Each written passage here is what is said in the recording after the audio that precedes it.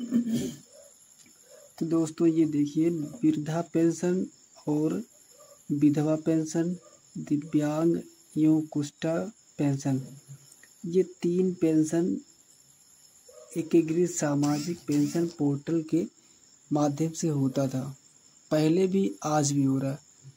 Problem कहाँ पे आ रही है, ये जो वृद्धा पेंशन है या निराश्रित है महिला जो जिनके पति नहीं है, निराश्रित पेंशन, और विकलांग दिव्यांग जो कुष्ठ हो गए हैं और दिव्यांग व्यक्ति के लिए अप्लाई ऑनलाइन हो जाता था, पहले आसानी से होता था। लेकिन अब इस टाइम क्या प्रॉब्लम आ रही है, बहुत लोगों का इसे ऑनलाइन कर दिए, ऑनलाइन आवेदन यहाँ से कर दिए। जिला, ग्रामीण, तहसील, आवेदक का नाम, मेल फीमेल जेंडर, जन्म तिथि, पिता पति का नाम, कैटेगरी, संपर्क सूत्र, पूरा पता, बैंक पासबुक, ये सब डाल के और तहसीलदार द्वारा आय प्रमाण पत्र पर आवेदन संख्या, जो तहसील से आय प्रमाण पत्र बनता है वो संख्या यहाँ पर डालकर और फोटो और आधार कार्ड डालकर सबमिट कर देते थे।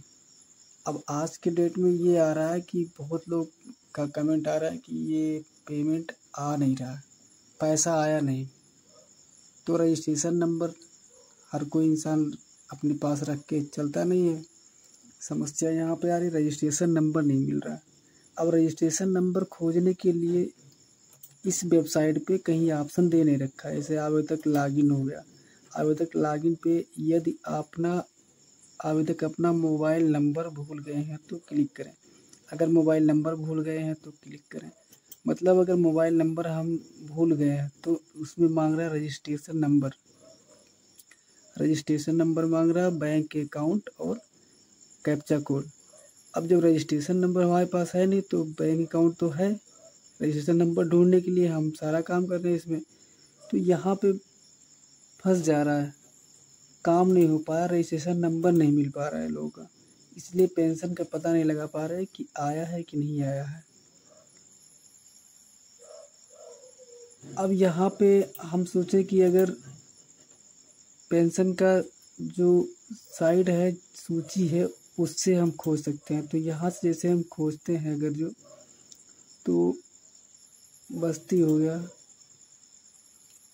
जैसा भी कोई भी ब्लॉक हो गया आपका, बहादुरपुर, बनकटी, देवोलिया, गौर, हरैया, कप्तानगंज, कुदराहा, परशुरामपुर, जो भी ब्लॉक है आप उस ब्लॉक के अंतर्गत आप आते हैं तो वहाँ पे आप क्लिक कर दीजिए, कोई प्रॉब्लम नहीं है।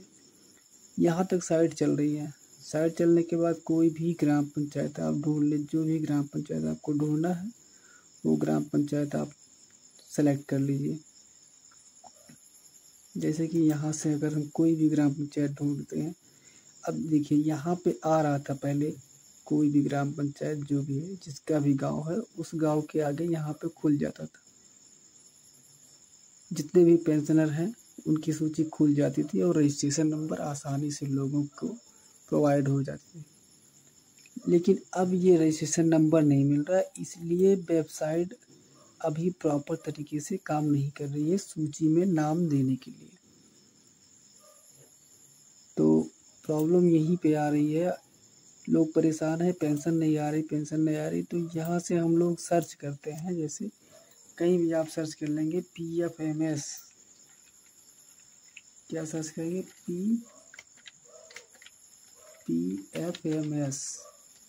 PFMS का जो वेबसाइट होता है पेमेंट जानने के लिए, नाउ पेमेंट, जो हमारा पेमेंट आता है सरकारी रिजल्ट पे, कोई भी पेमेंट अगर सरकारी पेमेंट आता है, पेंशन हुआ, विधवा पेंशन, विकलांग पेंशन और जो भी पेंशन है, उसके माध्यम से हम लोग ट्रैक करके समझ लेते हैं कि कहाँ पे ये पैसा आया है, कितनी बार आया है, वो चीज़ निकाल लेते हैं। लेकिन इसमें अगर मोबाइल नंबर एक्टिवेट नहीं है तो आपका ये रजिस्ट्रेशन नंबर मिल नहीं पाएगा। अभी फ़िलहाल साइट की प्रॉब्लम चल रही है, रजिस्ट्रेशन नंबर लेने के लिए वेट करना पड़ेगा, और पेंशन नहीं आ रहा है या नहीं आ जाएगा। जो भी सिस्टम है आपका NPCI आधार से पेमेंट आता है, विधवा पेंशन हो या वृद्धा पेंशन हो या विकलांग पेंशन, जो भी है पीएम किसान सम्मान निधि का जो पैसा आता है सब अब आधार बेस पे आ रहा है, जिस बैंक में आपका आधार लिंक होगा उसी बैंक में पैसा जाएगा। अगर किसी व्यक्ति का पैसा नहीं आ रहा है तो अपने जो आधार लिंक से अटैच है अकाउंट नंबर उसमें आप चेक करिए, अगर नहीं आ रहा है तो फिर NPCI करवाइए, जो आपका अकाउंट प्रॉपर तरीके से चल रहा है, उसमें पैसा निकाला जा रहा है और डाला जा रहा है, उसमें आप NPCI करवाइए। उसके बाद फिर जो है प्रक्रिया चालू हो जाएगी। धन्यवाद।